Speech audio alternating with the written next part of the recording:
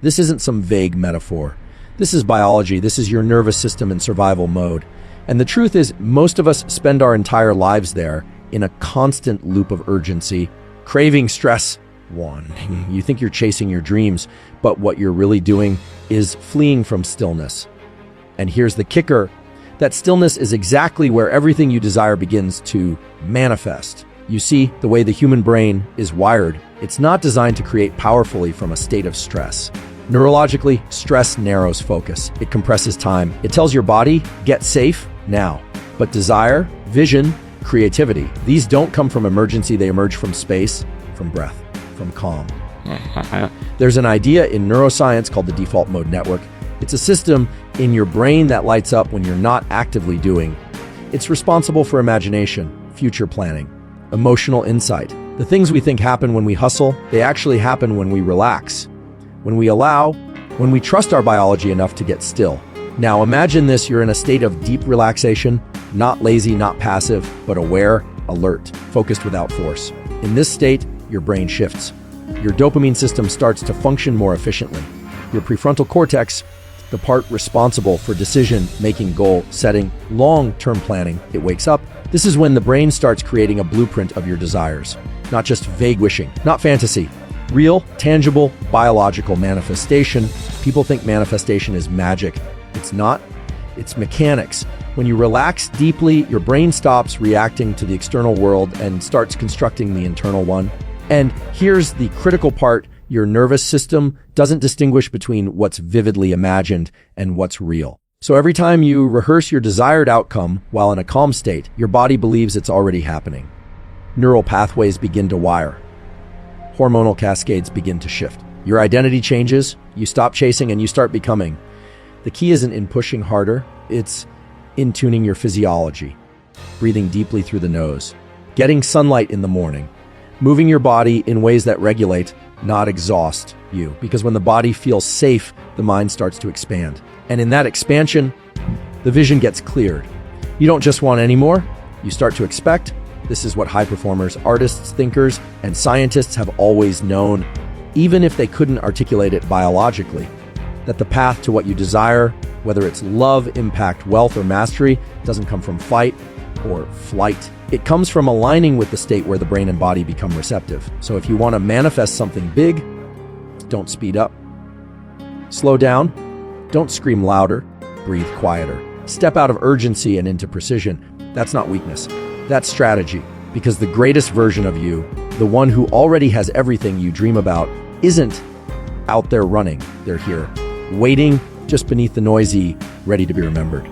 Most people assume that if they just push a little harder, hustle a little more, they'll eventually get what they want.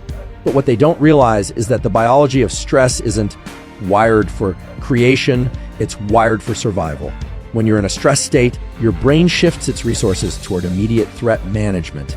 Your pupils constrict, your heart rate increases, your visual field narrows. This isn't just metaphor, it's a measurable neurological shift.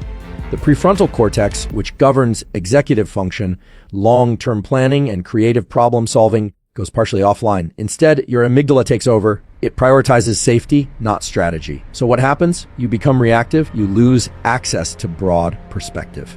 Your goals shrink down to the next obstacle, the next to-do list, the next problem. And yet this is the state from which so many people try to manifest their deepest desires. But you can't create the future from a brain that's only trying to survive the present. The science is clear. In order to generate long-range vision, the brain must feel safe enough to move out of contraction and into expansion. It must relax, literally, so it can access the circuitry required to think clearly, imagine vividly, and act deliberately. When you allow yourself to truly relax, not zone out, but engage in intentional rest, something remarkable happens in the brain. A system called the default mode network activates. This isn't pseudoscience, it's one of the most researched neural networks in neuroscience. It switches on when you're not focused on a task, not reacting to external stimuli, but instead turning inward. This is when imagination kicks in. This is where the brain starts to simulate possible futures, connect distant ideas, and integrate emotional meaning with memory. In other words, the mechanics of manifestation, visualization, intuition, creative strategy all begin here. and they're not available to you when you're constantly in go mode. Most people are so conditioned to stay productive that they never access the very brain state where their vision could take form. They think rest is a break from the work, but neurologically, this is the work. It's when you stop chasing outcomes in the external world that your internal world begins building them for you. That's not lazy. That's how the nervous system works when it's optimized for growth instead of defense. Most people hear the word manifestation and immediately think of something abstract, mystical, or even unscientific at Stanford. But let's strip away the fluff and talk about what's actually happening in the brain. Your nervous system is built to adapt based on what it experiences. And here's the key. It doesn't always need those experiences to be real. When you vividly imagine a scenario, especially in a relaxed state, your brain activates the same neural pathways as if the event were actually happening. That means mental rehearsal isn't just visualization, it's neurological training. You're literally laying down circuits, motor plans, emotional associations, memory imprints that make future behavior more automatic. This is why athletes and military operators use visualization, because the brain treats imagination, when done correctly, as preparation. If you rehearse success while calm, your body starts to calibrate to that experience. Your physiology shifts, your self-perception upgrades. Over time, you don't just think differently, you respond differently. That's not magic, that's neuroplasticity. And when you understand that, manifestation stops being a wish and becomes a system. When you're in a calm, focused state, something fascinating happens to your dopamine system. Dopamine isn't just a pleasure chemical.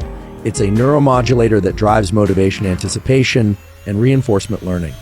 But here's the part: most people in chronic stress desensitizes your dopamine receptors. You might still be releasing dopamine, but your system stops responding to it efficiently. That leads to burnout, impulsivity, and a constant need for stronger stimulation just to feel baseline. But in a relaxed, regulated state, especially one induced by nasal breathing, deep rest, or focused attention, your dopamine signaling starts to normalize. You become more sensitive to progress. Micro wins start to feel meaningful again. And this is critical, because manifestation isn't about a single breakthrough. It's about sustained focus on a long-range goal. Efficient dopamine processing allows you to attack value to the process itself, not just the outcome. That changes your entire trajectory. You're no longer chasing dopamine hits. You're working with a system that naturally pulls you toward what matters most. If your body doesn't feel safe, your mind will never fully open. That's not philosophy, that's physiology. The autonomic nervous system, specifically the balance between the sympathetic and parasympathetic branches, controls whether your body is in a state of readiness or receptivity.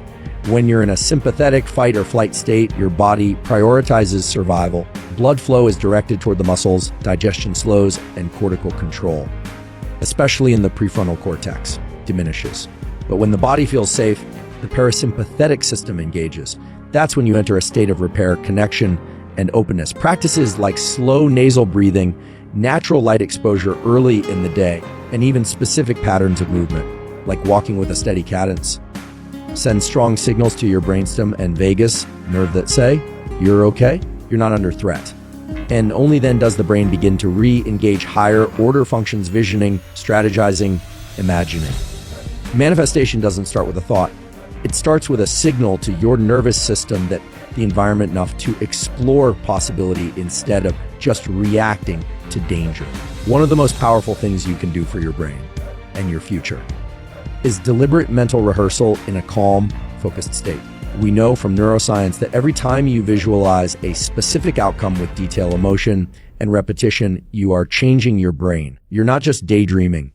You're running a simulation that lays down real neural circuits. But the real shift happens when this kind of rehearsal starts to shape your identity. The brain is predictive.